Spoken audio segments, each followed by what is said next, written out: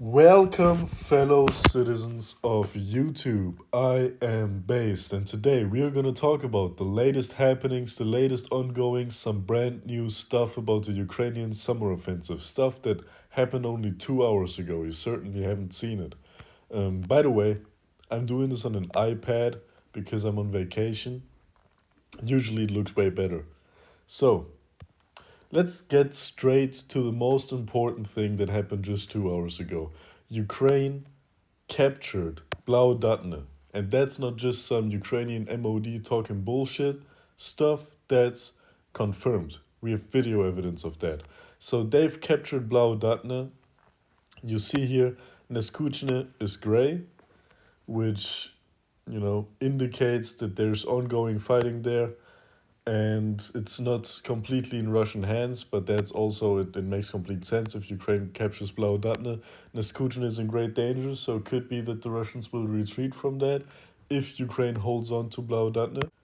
So, that's the first real capture Ukraine had since the start of the summer offensive a week ago. Yeah, they've captured Novodonetsk a few times and lost it again, but yeah, that was capturing it a little bit and losing it again.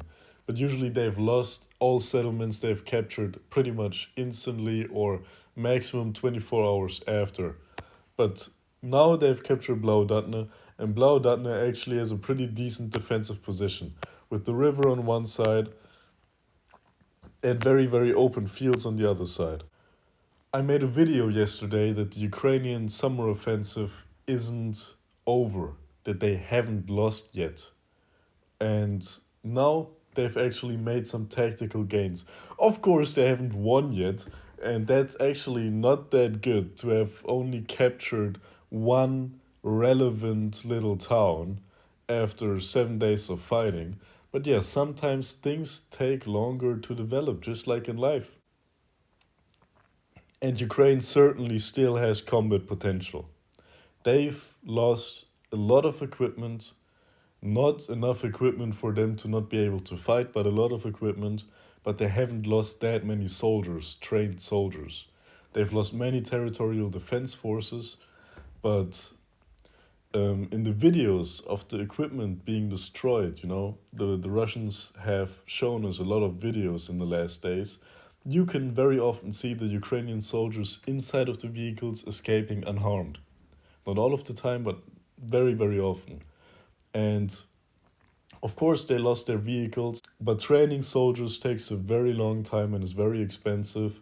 So, yeah, you can replace the vehicles. The Americans can send new ones. Or if you have them in storage, you can instantly pull them out and get them to the front again. But the soldiers, you can't replace that easily. And of course, from the human side of the war, it's great that people get to live and not to die. But I don't talk about the human side of war on this channel. Not yet. So, let's get back to the usual stuff.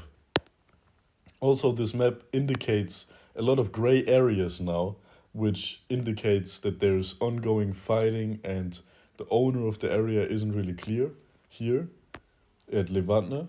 And this seems to be developing a pincer here at the unfortified Russian lines. Just so you know, the real trenches of the Russians, the real fortified line, only really begins here, in this area, only goes around here. So everything north of here, this whole thing, is not that fortified by the Russians. Actually, pretty impressive that the Russians held on to this area. So, what are the Ukrainians gonna do when they hit the Russian trenches? But maybe they're holding their forces back for that. Whatever, I don't know. Maybe the offensive is just failing. Here, this whole area is gray, um, and this area is gray at Lobkova. And the Ukrainians have likely captured Lobkova at one point, but maybe lost it again. Also, for the end, I just want to show you a very interesting example of incompetent journalism. Let me pull it up, Jamie. Um, Damn, I don't know how to deal with this iPad. I've just stole it from an old lady. This is an article of a pro-Ukrainian newspaper.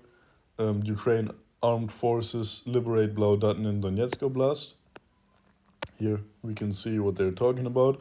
And then about the same instance, this Yahoo News dude writes, Ukrainian armed forces liberate Blaudatn in Kherson Oblast. I don't know how he got Blaudatn in Kherson Oblast and thinks Ukraine liberated them there. Of course, very, very lazy journalism. And then he says they liberated Blaudatn in Kherson Oblast, and then he shows another Blaudatn, not the real Blaudatn we're talking about. The real Blaudatn is here on the map. Another Blaudatn that didn't get captured by the Ukrainians in Donetsk Oblast, even deeper in Donetsk Oblast than the other Blaudatn. So don't fucking trust news. I mean, everybody knows that, but always try to read more than one article and, really put your mind to it and really be present when reading stuff because, Jesus, what the hell is going on? So, yeah, that was it for today. Have a nice day.